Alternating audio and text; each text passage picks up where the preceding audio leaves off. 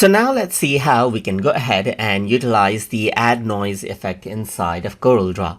So here you can see that I have an image, and in order to add in the add noise effect, you need to go around onto the effects menu, then go around onto the noise section, and here you can see that add noise is an option. So once you go ahead and do that, immediately you can see that a bit of noises has been added in, and there are different types of noise types that you can actually go around and choose from. For example, over here you got the Gaussian noise over here, you got the spike noise as you can see right here, and you can also choose uniform noise if you want to.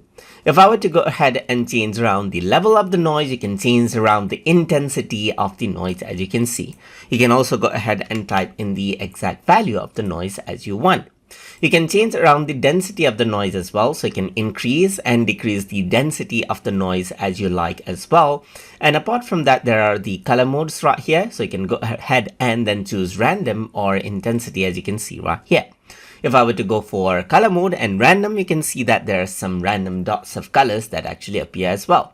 So this is what you have. You can go for single and random. And apart from that, you can also go ahead and change around a particular color for the noise as well. For example, you can go ahead and choose green for the noise just like this as well.